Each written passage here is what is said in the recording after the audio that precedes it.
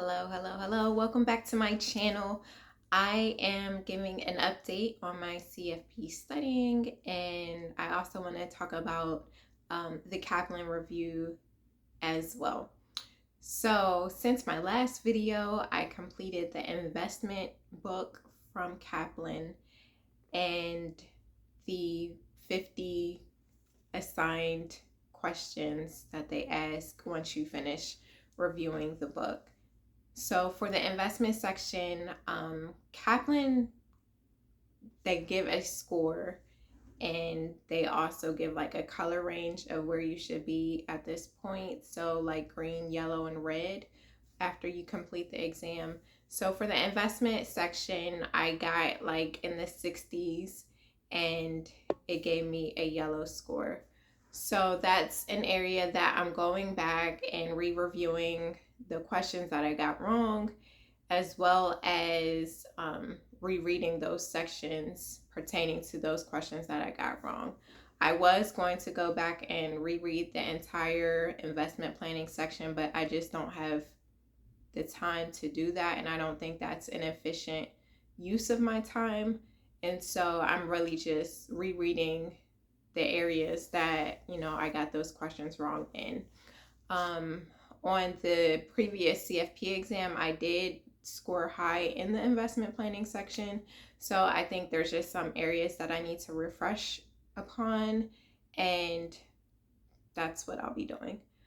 I am now currently finishing up the tax planning book, and I did terrible on the tax section on the CFP exam. So this is an area where I'm really trying to take my time and really understand everything so that I don't have a repeat of the first exam.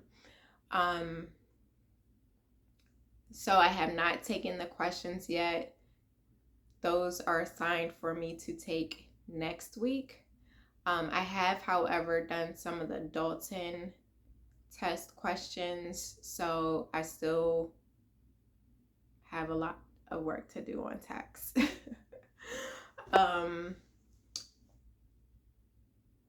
I do feel like there are certain topics within tax that I now have a better understanding of from rereading the material now. A great feature, and I'm going to get into some of Kaplan's features that I didn't know that they had that have been really beneficial for me. So one of those features is a document where I guess they have surveyed past test takers, and they basically have a list of everything that you should memorize. And so that was definitely helpful for me to see. With the CFP exam being so intense and covering so many topics, it's like, I'm sure somebody out there knows knows most of it, but I think it's really challenging just to know every little thing. So to have that list of things that you definitely hands down need to know is very beneficial for me. So anytime I see something, and I just started this with the tax planning book, but anytime I see something that is on that list, I make a flashcard of it. And also, I told you guys I ordered the ebooks from Kaplan. And so within the ebooks, they go through a company, I don't want to say the wrong name, but I'll put the name in the description below, the ebook reader that they use. But there's an option for you to highlight stuff, which I've seen that before in other programs. So you can also make flashcards within the program as well. And so I will take whatever topic is on that list. For example, I know knowing like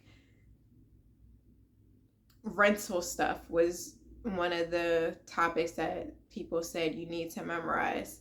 And so I'll make different flashcards within the rental section. I'll like highlight that portion of the text and create a flashcard from it. And I really like that feature.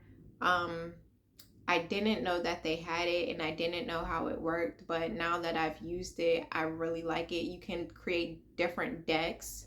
So like I have one for investing now. I have one for tax now, and I'll probably just keep breaking them out like that. And then you can make as many flashcards as you want. And what I really, really like about the flashcards is that you can indicate whether you knew what was on the flashcard or not. So whether you had an understanding of the flashcard material or not. And so if you say, no, I didn't know this, then it highlights the side of the flashcard red. And so you can kind of just go back to all the red ones and keep re-reviewing them until they're no longer red. So I really, really like that. So that's one great feature that Kaplan has that I didn't know about before. Another thing that I found out, which I did not think I had access to, but apparently I do, Kaplan has a whole supplemental resource on the time value of money problems. And so I've just been going through those as well. I feel very strongly with those, but I do think that it's good to have practice with those. So I've just been going through those as well. But I do think I was going through the CFP board forum because, as I said in my previous video, my mentor suggested that I sign up for the Zahn review program. I do have like conflicts with both their virtual weeks, and just trying to get to one of their live events is not going to work either. And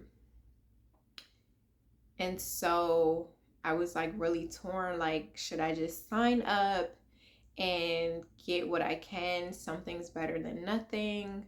Do I really need this? And so I was going through the CFP board forum and reviewing posts about Kaplan's review program.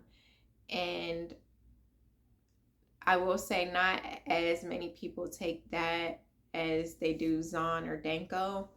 However, the people that did take it, they felt good about the program, and they also did what I am doing as well in supplementing the test bank questions with other review programs.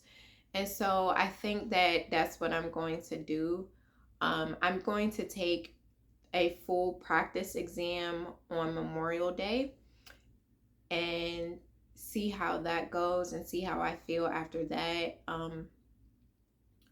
Both of Zahn's reviews are after Memorial Day, and so I'll be able to make a determination on whether, yeah, you need to sign up for that, or if I could just stay the course that I'm going on now with focusing on the Kaplan review material and supplementing with the Dalton test bank and still doing Kaplan's test bank. So I think that's where I'm at with that. I am still going to get the Zahn audio flashcards. I don't think it'll hurt to have those, but that's it. I think overall I'm not confident yet. I don't think if I took the test today I would pass, but hopefully I do get to that point. This tax section is really, really big for me.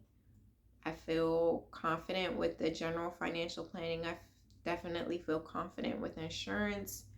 Even with investment planning, though I didn't score well with that section with Kaplan, I don't think that is going to be an area in which I fail. I think I'll still be fine with the investment planning.